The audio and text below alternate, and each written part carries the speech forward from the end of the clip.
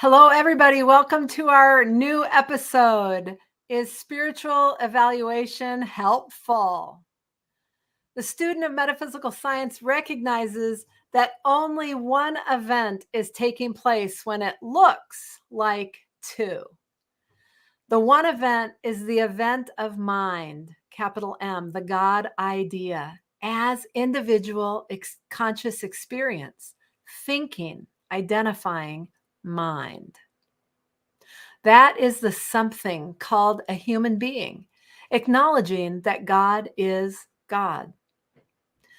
That this divine event looks like taking a trip, calling on a customer, playing golf, going to church, or having this belief of value as against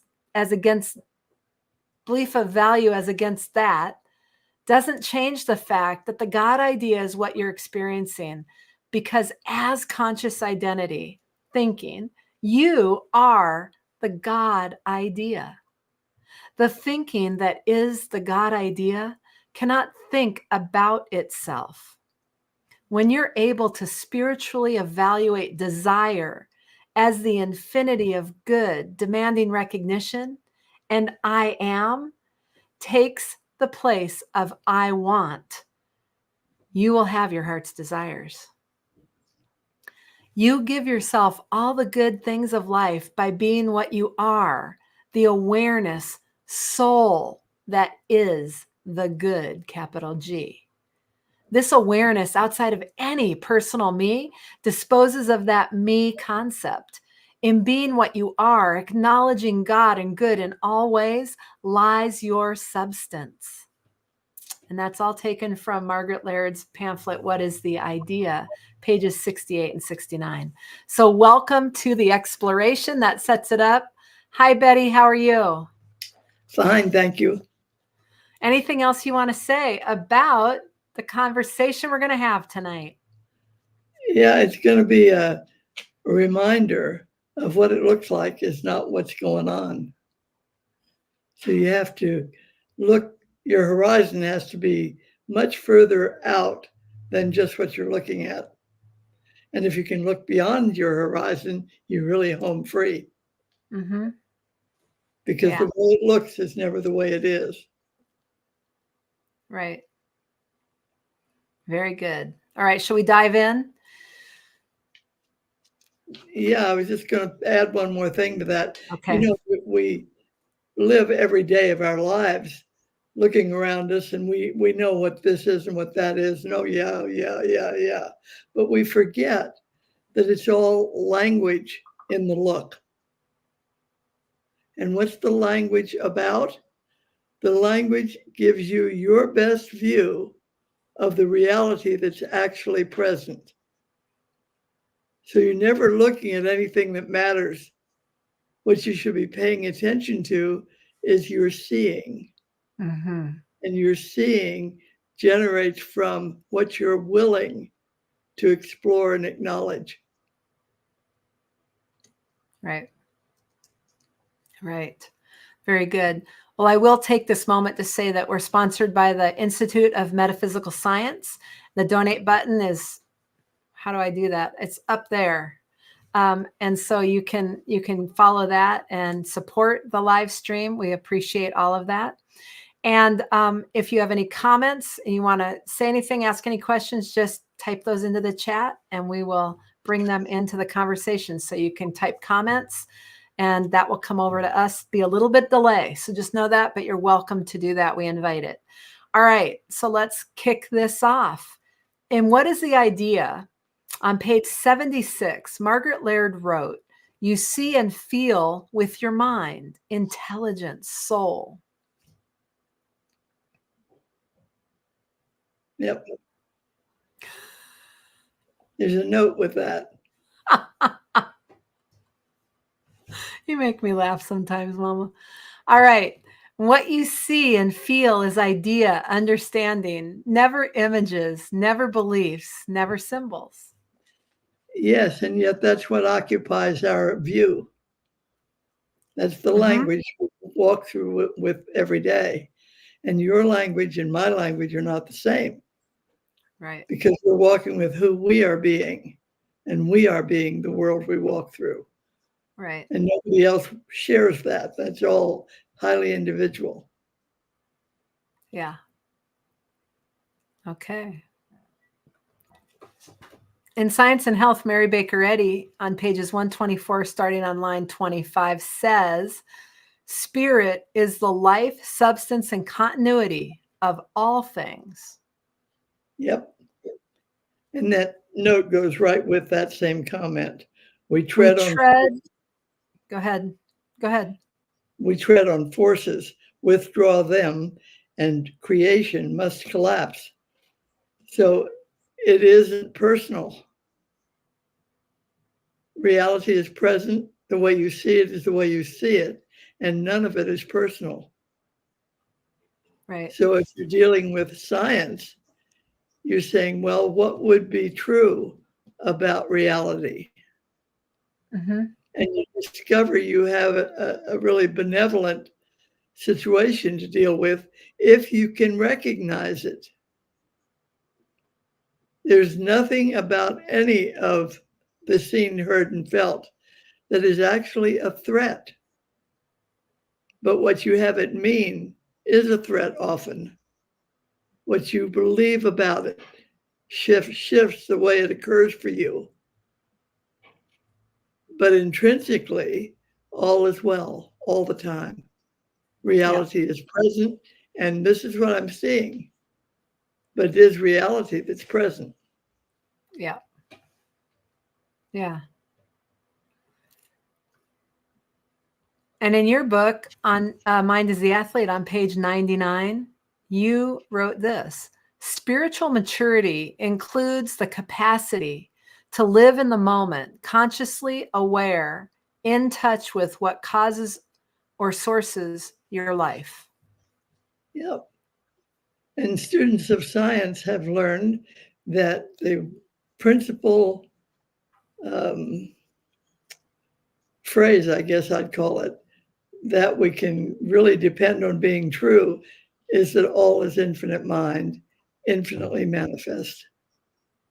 Mm-hmm.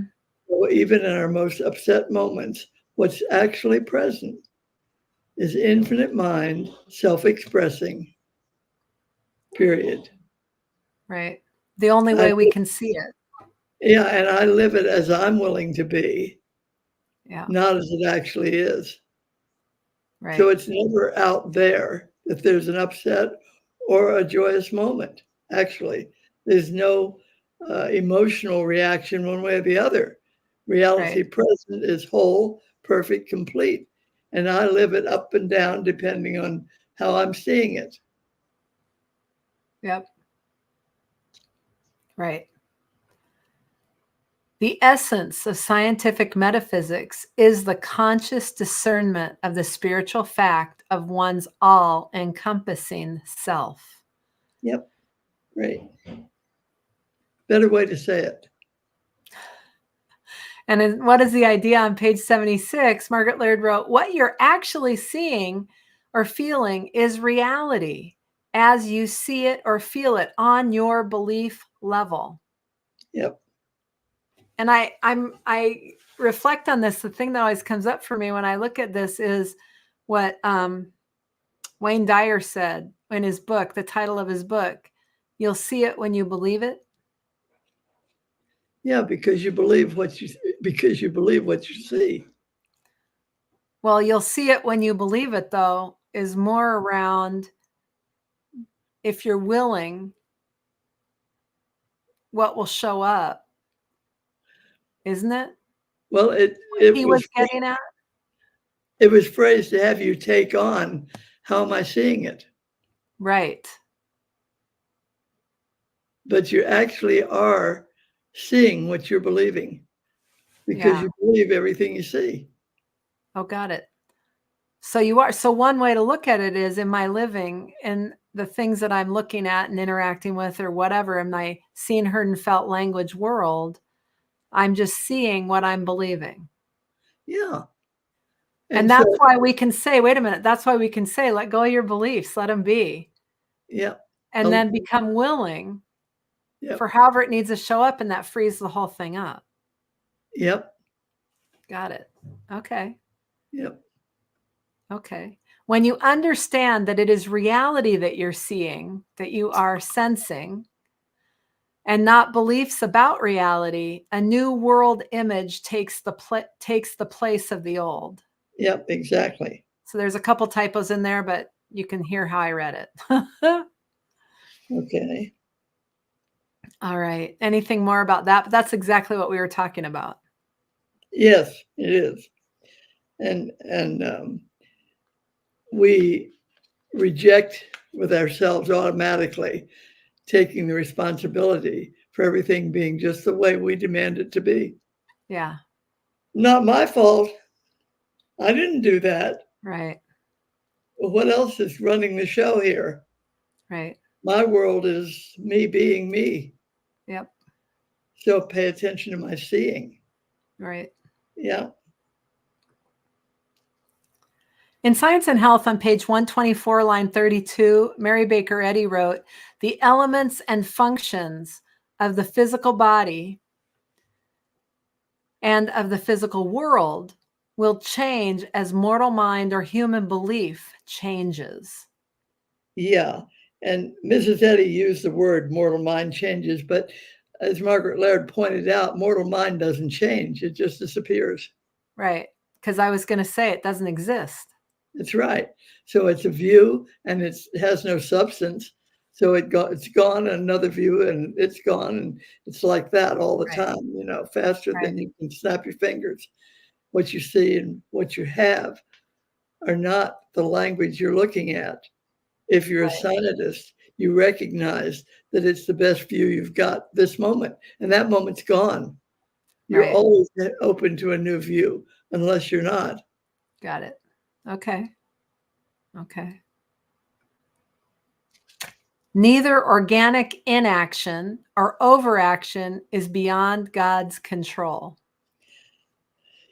Yeah, and when we say that, using that's a quote from Mrs. Eddy. Right. You've got a strong leaning when you read these words to think there's a being called God, and the God idea, this supreme ruler of the universe, if you want to call it that, resides within yourself, because man is the action of the God idea. So there's no out there to blame anything on or to look to for help. It's like, be yourself, be whole, be complete, be the presence of the God idea in action. Right. And when you be that consciously, there isn't anything that doesn't take care of itself. Right. Yeah. And Mind is the Athlete on page 100. You wrote, one of the hallmarks of vitality and aliveness is the opening to innovation and the willingness to try the untried. Yep. You want to say a little more about that? I just think when you're depressed or troubled or upset or don't feel good, that sort of thing, you are giving up, if I can put it that way, or sidestepping your vitality, your aliveness, your openness to perfection, to the facts of being. Yep. So that's one of the reasons that it's so effective when Mrs. Eddy told us to acknowledge the truth. Acknowledgement is the key to opening up, to having science be a way of life. Right. Right. And I got this quote earlier this week, and this is it. Remember that the opposite of depression isn't joy, it's expression. So create, for it is the soul's medicine. Yeah, that's a good one. Yeah. Who said it? I don't know. I got it quote, and I don't have who it was. So it's a quote, and I don't know who it was. All right. Yeah, but it's perfect for what we're talking about right now. Yep. because it's the opposite of depression is expression. And that's what we're talking about, vitality and aliveness, being Yep. fully self-expressed, satisfied, and joyous. Yep. It's like all of that comes in. And when you give up your expression, well, you'd be a little depressed. When I think about how inviting and enervating and persuasive your expression of yourself can be, I'm always reminded of the moment that Biden turned over everything to Kamala. Uh-huh. And she smiled and laughed and talked, and everybody was excited. Right. So your expression really has something to do with your experience of living every day. Yeah. And, I think of that old song, smile and the world smiles with you. Cry, Right. cry alone. And it's true. Yeah. If you want to, somebody said, who was it? I don't remember who, but anyway, said, well, I can't pretend that I'm happy when I'm not. And I said, why not? Why not? You'd rather pretend that you're miserable when you're happy? Well, why don't you pretend that you're happy when you're miserable? Either way, you're running the show. How do you want it to go? Right. Yeah. Yeah, I think the other thing is there's a couple things in this statement right here that I want to point out. And this one is that the vitality and aliveness is the opening to innovation. Yep. So that joy and all of that gives rise to bringing forth something that didn't exist before. That's what innovation is, right? So it's this verve, this creation that you have access to when you got your vitality and your aliveness intact. It's like there's this something yummy that's right there opening to innovation. That And the sometimes innovation seems scary, but so what? Right. But it's that thing. And then the other thing is willingness, the willingness to try the untried. So you've got this opening when you're clear about who you are, your self-expression is intact and you are vital and alive. Yep. Now you've got this opening for innovation and you've got, and with it comes this willingness to be Yep. bold, this willingness to try the untried, not from a place of fear, but from a place of being all of the world you walk through. Yeah, and why not? Right. Yeah. And it's that kind of a sense, and it's exciting and it's life-giving. Yep. And it has an attraction to it. Yeah. People are attracted to that. Yeah. I know sometimes when you're walking down the street and you just smile at a total stranger, I've had them stop me and say, that's a great smile. Yeah. It is attractive. It is inviting. Yeah, Yep. it's a fun aspect of what might be possible. And so what we're talking about is, well, why not? Yep. Very fun. All right. And what is the idea on page 76? Margaret Laird wrote, the end is from the beginning. Your premise is your conclusion. Love is the thinking that has no horizon or limiting dimensions. Think about that. Love is the thinking that has no horizon or limiting dimensions. So are you clear about love, or are you related to your concept of love? Yep. Good to ponder. Yeah. Yeah. Because if you think about love as the think, good to confront yourself with, period. Yeah, because love is the ground of being. Yep. And then we can go back to the vitality and all of the openness and to innovation and willingness to try the untried. Well, if you know, no matter what, that love was there as your ground of being, no matter what, Yep. would you be more willing? We shall see. Something to think about, right? Yeah. All right. And in Science and Health on page 125, line 16, Mary Baker Eddy wrote, reflecting God's government, man is self-governed. Yeah. And this is very interesting. So I want to underscore this too, and you can correct me if I go off the rails here. But it's so easy in our living, and what you've been talking about is to blame the other guy, to blame out there, to blame something for the situation that you perceive you're in.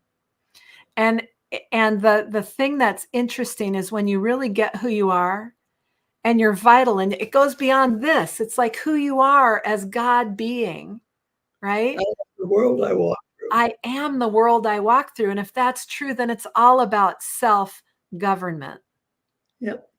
There isn't anyone to point at and say it's their fault. There isn't anyone except there's love present, guiding your vitality and your being and the willingness. So what is, and it also reminds me of the quote, be the change you want to see in the world. Yes, because you're the only thing going on in your world. Exactly. So why not, right? Yes. So it brings up this whole notion of play I am the and world. exploration. That's right. Play, exploration, vitality. Yeah. It's all right there. Why not? What holds you back? Is there some design that says it's got to be serious? It's a fun consideration. When subordinate to the divine spirit, man cannot be controlled by sin or death. Yep. And sin is the belief in duality, more than one thing going on, more than one power and presence. And death is like the disappearance of who you are.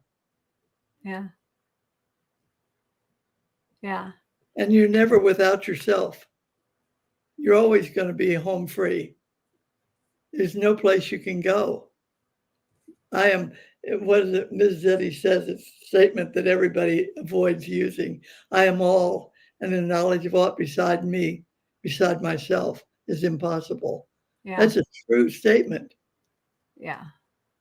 There's one being, and this is the way it looks. And it looks like a world of being. Yeah. But my world is mine. Yes. And I'm in charge of that world. Right. And I live it the way I see it, the way I understand it, the way I acknowledge it. Mm-hmm. Yeah. Yeah. Very, very good. All right. And if you're loving this conversation, smash that like button or the heart, and it'd be great. So helps us spread the word when that happens as well. So mind is the athlete, our final quote of the episode. Mind is the athlete on page 96. You wrote, Betty, any personal sense of living limits the range of responses you may have. Because rather than being all of it, you're living in a limited sense and belief of yourself. And that limited sense of belief of yourself only has so many options. Well, you're building the world that you're walking through with your own limitations. Yeah. If you do that. Yeah. On the other hand, if you acknowledge the facts of being the best you know as you go along, that opens your world up to possibility every step of the way. Yeah. Very great. All right. So anything else you want to say before we close off this episode? Anything you want to leave people with? Well, I have a note that I put on the end of this. Did you read that? I don't have it. Oh, locked into inaccurate interpretations, we make up meanings of our experiences of the world. And that influences or shapes our personal interpretations and perceptions. Yeah. Yeah, we get locked in. And it does shape it when we get locked in. Yep. So the challenge is, what does it take to live fully expressed with the vitality? You know, your expression is your reception. Yeah. Yeah. What So you put out there is what comes back to you. yeah, so between now and next week, play with expression and being fully self-expressed. What would it look like to be fully expressed, to be vital?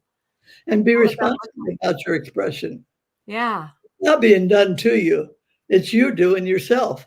Yeah. So what would that look like? Oh, so play with that, and we'll see you next week at 5 p.m. Pacific, 7 p.m. Central. So we'll see you then. Until then, challenge yourself. Go for it. All right. We'll see you later. Okay.